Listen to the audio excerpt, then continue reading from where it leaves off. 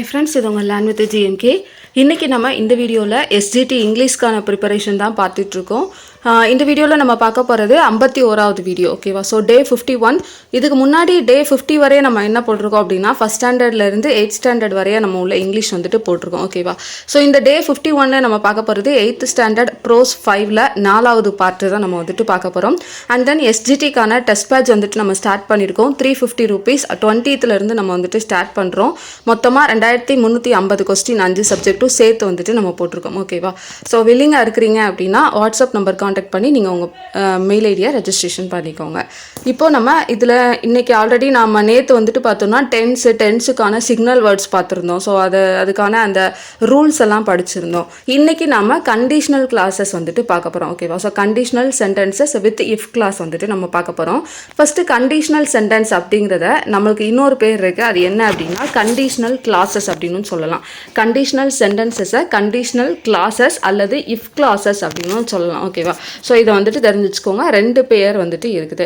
அடுத்து இந்த கண்டிஷனல் சென்டென்ஸை நம்ம அதாவது இந்த இஃப் கிளாஸ்ன்னு சொல்கிறோம்ல, ஸோ இதை வந்துட்டு நம்ம எதுக்காக யூஸ் பண்ணுறோம் அப்படின்னா இப்போ ஒரு மெயின் கிளாஸ் அதாவது ஒரு மெயின் சென்டென்ஸ் வந்துட்டு வருது. அந்த சென்டென்ஸில் வந்து பார்த்தீங்கன்னா இஃப் வந்துட்டு வராது, ஓகேவா? ஸோ இஃப் வராமல் ஒரு மெயின் கிளாஸ் வந்துட்டு ஒரு ஃபுல்ஃபில் ஆகாமல் இருக்குது அப்படிங்கிற பட்சத்தில் நமக்கு இந்த இஃப் கிளாஸ் வந்துட்டு என்னென்னா நம்ம யூஸ் பண்ணும்போது அந்த சென்டென்ஸ் வந்துட்டு ஃபுல்ஃபில் ஆகும். ஸோ இந்த மாதிரி என்னென்னா நமக்கு இந்த இஃப் கிளாஸ் அப்படிங்கிறது நம்ம அந்த சென்டென்ஸில் வந்துட்டு ஒரு யூஸ்ஃபுல்லாக வந்துட்டு இருக்குது அப்படின்னு சொல்லலாம்.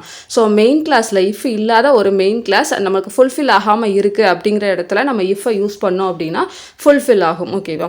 அடுத்து இந்த கண்டிஷனல் சென்டென்ஸில் எத்தனை டைப் இருக்குது அப்படிங்கிறது ரொம்ப முக்கியம். ஸோ எத்தனை டைப் இருக்குது அப்படின்னா 3 டைப்ஸாக வந்துட்டு இந்த கண்டிஷனல் சென்டென்சஸை பிரிக்கிறாங்க. ஸோ கண்டிஷனல் சென்டென்ஸ் இல்லைனா இஃப் கிளாஸ் இல்லைனா கண்டிஷனல் கிளாஸ், இதில் இந்த 3ல் ஏதாவது ஒரு பேரை கொடுத்து எத்தனை டைப் இருக்குது அப்படின்னு கேட்கலாம். நல்லா நோட் பண்ணிக்கோங்க. 3 டைப்ஸ் வந்துட்டு என்னென்னா கண்டிஷனல் சென்டென்சஸில் இருக்குது. இப்போது இந்த 3 டைப்ஸை எப்படி பிரிக்கிறாங்க அப்படின்னா டைப் 1, டைப் 2, டைப் 3. இது ஆட் ஒன் அவுட்டுன்னு மாதிரி கேட்கலாம். அதாவது இதில் எந்த இது வந்துட்டு கண்டிஷனல் சென்டென்ஸில் இல்லாத கேஸ் அந்த மாதிரி கேட்கலாம். ஸோ டைப் 1, டைப் 2, டைப் 3 அப்படின்னு சொல்லிட்டு இந்த 3 டைப்ஸை பிரிக்கிறாங்க. இதில் டைப் 1 அப்படிங்கிறது என்னென்னா it is possible and also very likely that the condition will be fulfilled. அதாவது அந்த இஃப் இல்லாமல் நம்மளுக்கு இந்த 1ம் 2ம் பார்த்தீங்கன்னா நம்மளுக்கு மேக்ஸிமம் என்னென்னா அந்த இஃப் இல்லாமல் ஃபுல்ஃபில் ஆகிறதுக்கு பாசிபிள் அப்படிங்கிற மாதிரி கொடுத்துருப்பாங்க. அதே இது டைப் 3 பார்த்தீங்க அப்படின்னா இம்பாசிபிள் அப்படின்னு கொடுத்துருப்பாங்க, ஓகேவா? ஸோ இந்த டிஃபரெண்ட்டையும் பார்த்துக்கோங்க.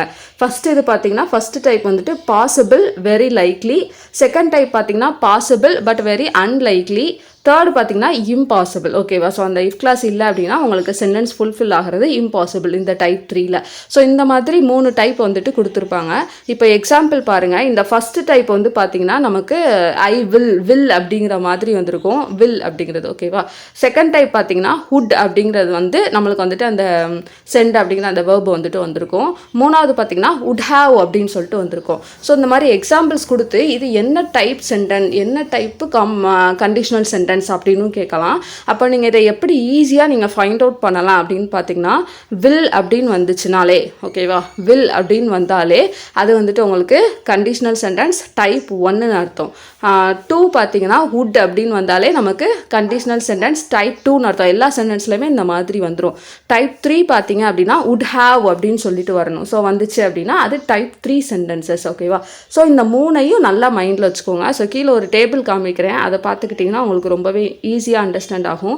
இந்த டேபிள் தான் பார்த்தீங்கன்னா டைப் 1, டைப் 2, டைப் 3 கொடுத்துருப்பாங்க. நான் சொன்ன மாதிரி வில் ப்ளஸ் இன்ஃபினிட்டிவ்னா நம்ம அந்த வேர்ப் எடுத்துக்கிறோம்ல, ஸோ அதுதான். அடுத்து would plus infinitive, would have plus past participle. இங்கே மட்டும் பாஸ்ட் பார்ட்டிசிபிள் வந்துட்டு நம்ம யூஸ் பண்ணணும், ஓகேவா? இப்போ ஈட்டுன்னு இருந்துச்சுன்னா ஏட்டுன்னு யூஸ் பண்ணுறது, பாஸ் அப்படின்னா பாஸ்டுன்னு யூஸ் பண்ணுறது. ஸோ அந்த மாதிரி யூஸ் பண்ணணும்.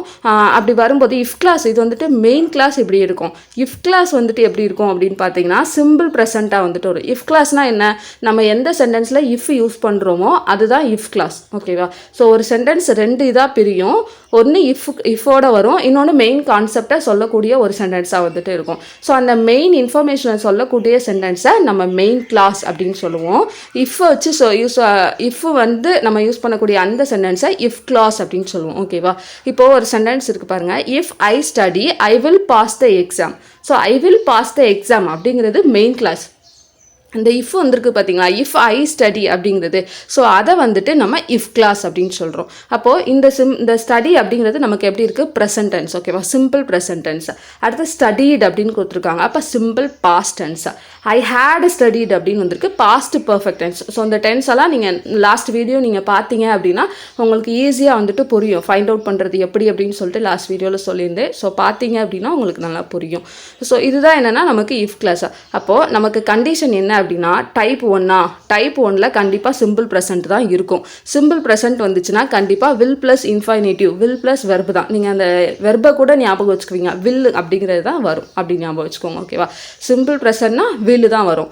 சிம்பிள் பாஸ்டா அப்போ உட்டு வந்துட்டு போடணும். ஓகேவா, பாஸ்ட்டு அப்போ வில்லுக்கு பாஸ்ட் என்ன, உட்டு, அப்போ உட்டு தான் போடணும். அடுத்து பாஸ்ட் பர்ஃபெக்ட், தேர்ட் என்ன, பாஸ்ட் பர்ஃபெக்ட். அப்போ பாஸ்ட் பர்ஃபெக்ட்னா would have plus past participle வந்துட்டு போடணும்.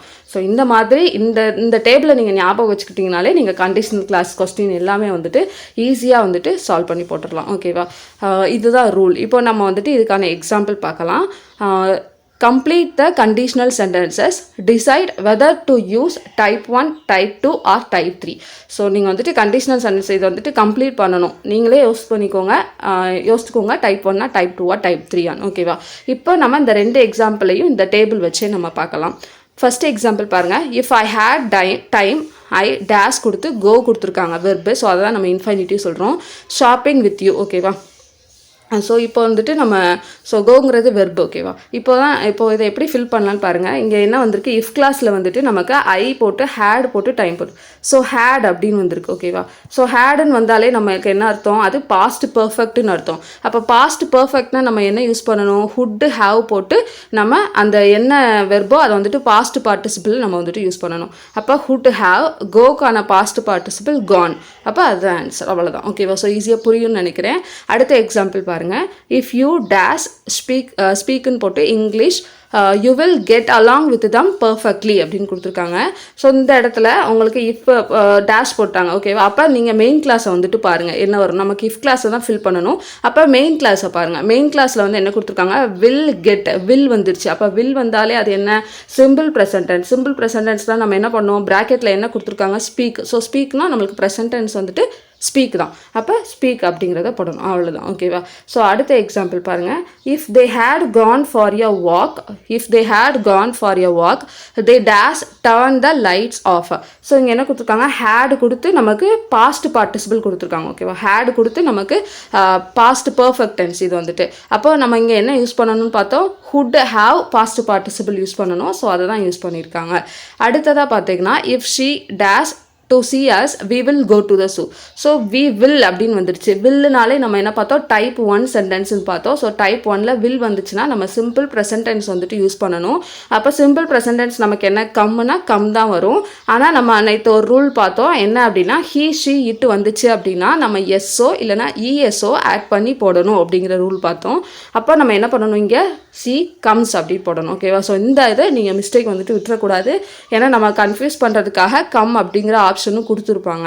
அப்போ நம்ம இங்கே வந்துட்டு இஎஸ் போட்டு கம்ஸ் அப்படிங்கிறது தான் கரெக்ட் ஆன்சர். ஓகேவா, அடுத்த example. I would have told you if I had seen him அப்படின்னு கொடுத்துருக்காங்க.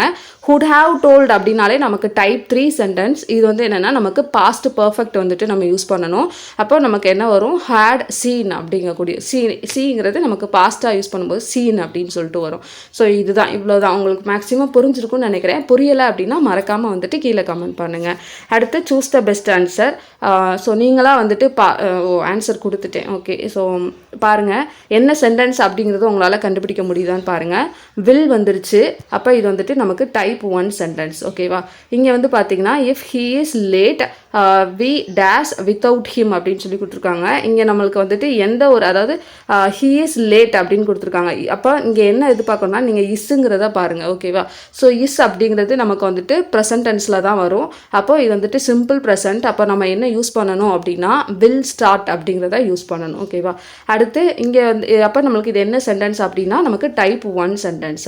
அடுத்து இஃப் யூ டேஷ், இங்கே வந்துட்டு ஹுட் அப்படின்னு கொடுத்துட்டாங்க. ஹுட்டுனாலே நமக்கு டைப் 2 சென்டென்ஸ். அப்போ நம்ம ஆஸ்கடுன்னு யூஸ் பண்ணுறோம். அடுத்து வில் இட் பி, வில் வந்துருச்சு. அப்போ இது type 1 sentence. So simple present டென்ஸாக யூஸ் பண்ணுறோம். இப்போ அடுத்த சென்டென்ஸ் பாருங்கள். If you dash to learn a musical instrument you have to practise. So இந்த இதில் நமக்கு இஃப் கிளாஸில் வந்துட்டு டேஷ் கொடுத்துருக்காங்க. நமக்கு மெயின் கிளாஸ் பார்த்தீங்கன்னா யூ ஹாவ் டு ப்ராக்டிஸ் அப்படின்னு வந்திருக்கு. ஸோ நமக்கு மெயின் கிளாஸ் அப்படின்னு பார்க்கும்போது நமக்கு வில் வரணும், இல்லைனா உட் வரணும், இல்லைனா உட் ஹாவ் அந்த மாதிரி வரணும். ஓகேவா? இங்கே வந்துட்டு அந்த வில் உட்டுங்கிற இதே இல்லை. அப்போது நம்ம சென்டென்ஸை வந்துட்டு ரீட் பண்ணி பாருங்கள். இஃப் யூ அப்படி ஆப்ஷனை வந்துட்டு அவாய்ட் பண்ணுங்கள். ஓகேவா? ஸோ இங்கே வந்துட்டு என்னென்னா யூங்கும்போது நமக்கு வந்துட்டு ஹீ ஷி இட் மட்டும் வந்தால் மட்டும்தான் நம்ம வந்துட்டு எஸ் அப்படிங்கிறத யூஸ் பண்ணுவோம். ஆனால் இங்கே வந்துட்டு ஹீ ஷி இட் வரலை. ஸோ நமக்கு என்ன கிடையாது அப்படின்னா வாண்ட்ஸ் அப்படிங்கிறது கிடையாது. அடுத்ததாக என்ன பாருங்கள், வாண்டட் அப்படின்னு கொடுத்துருக்காங்க. ஸோ வாண்டட் அப்படிங்கும்போது நமக்கு என்ன வரணும், ஹுட் ஹாவ் அப்படிங்கிற மாதிரி வரணும். ஓகேவா? அது மட்டும் இல்லாமல் இது பாஸ்ட் டென்ஸும் இல்லை. இந்த சென்டென்ஸை ரீட் பண்ணி பாருங்கள். ஓகேவா? If you dash to learn a musical instrument, நீ வந்துட்டு மியூசிக்கல் இன்ஸ்ட்ருமெண்ட் கற்றுக்கிடணும் அப்படின்னா, தெரிஞ்சுக்கணும் அப்படின்னா நீ வந்துட்டு என்ன பண்ணியிருக்கணும், ப்ராக்டிஸ் பண்ணியிருக்கணும். ஸோ தெரிஞ்சுக்கணும் அப்படின்னா இனிமேல் நடக்க போகிறவனை தான் சொல்கிறாங்க. ஓகேவா? அப்போது நம்மளுக்கு வாண்டட் பாஸ்ட் டென்ஸ் வந்துட்டு வராது. அடுத்து வாண்ட்டுங்கிற மட்டும்தான் ஆப்ஷன். ஸோ அந்த வாண்ட் அப்படிங்கிறது தான் வரும். ஓகேவா? ஸோ இந்த மாதிரி இன்கேஸ் உங்களுக்கு அந்த வுட் ஹாவ் வரல அப்படின்னா நீங்கள் இந்த மாதிரி இதை வந்து யூஸ் பண்ணி பாருங்கள். ஓகேவா? ஸோ அடுத்ததாக பார்த்தீங்கன்னா match the following. If they worked heart அப்போ என்ன வரும், தே வுட் வின்.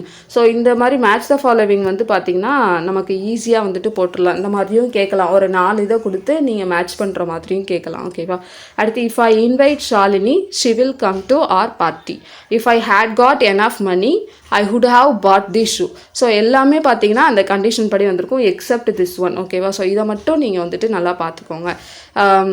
அதுக்கப்புறம் பார்த்தீங்கன்னா நமக்கு fill in the blanks with the correct verb form கொடுத்துருக்காங்க. ஒரு தடவை நான் ரீட் அவுட் பண்ணிடுறேன். If you go out with your friends tonight I will watch the football match on TV. ஓகேவா? அடுத்து if he tried harder he would reach his goal. Next, if we listen to the radio we would hear the news. ஓகேவா? அடுத்து லாஸ்ட்டாக வந்துட்டு language check point. இதில் வந்துட்டு 3 இது கொடுத்துருக்காங்க. எப்படி வந்துட்டு ஒரு வேர்டை நீங்கள் சென்டென்ஸில் யூஸ் பண்ணணும் அப்படிங்கிறது தான். ஸோ லெஸ்ட்டுன்னு ஒன்று கொடுத்துருக்காங்க. லெஸ்ட் அப்படிங்கிறது எப்போதுமே ஷுட்டுங்கிறத ஃபாலோ பண்ணி தான் வரணும். ஸோ லெஸ்ட் அப்படின்னா என்ன மீனிங்னா ஏதாவது ஒன்று அவாய்ட் பண்ணுறது. ஓகேவா?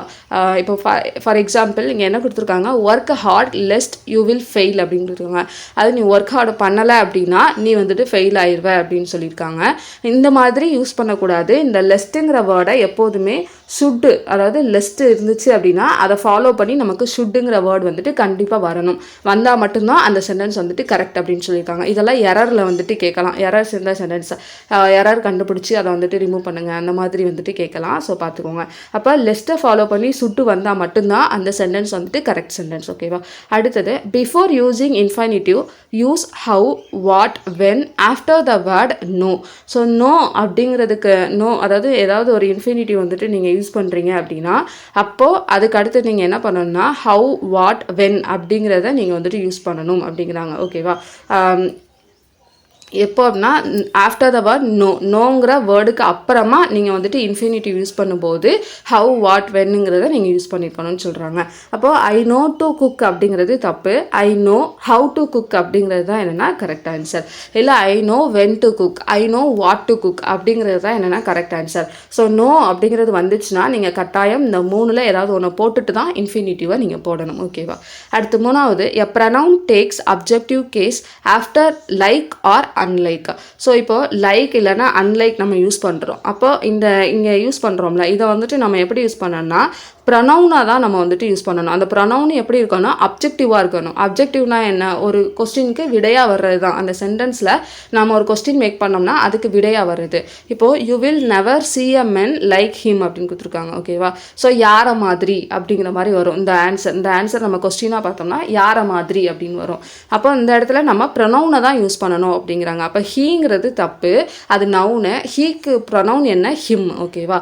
இல்லை நம்மளுக்கு வந்துட்டு நம்ம கேர்ள் அப்படின்னா நம்ம ஷீ அப்படின்னுச்சுன்னா ஹெர் அப்படிங்கிற மாதிரி போடுவோம். ஸோ அந்த மாதிரி ப்ரொனவுன் கேஸை தான் நம்ம வந்துட்டு யூஸ் பண்ணணும். லைக் அல்லது அன்லைக் வந்துச்சுன்னா அப்படின்னு சொல்கிறாங்க. அதுதான் கரெக்ட் ஃபார்மேஷன் சொல்கிறாங்க. ஓகேவா?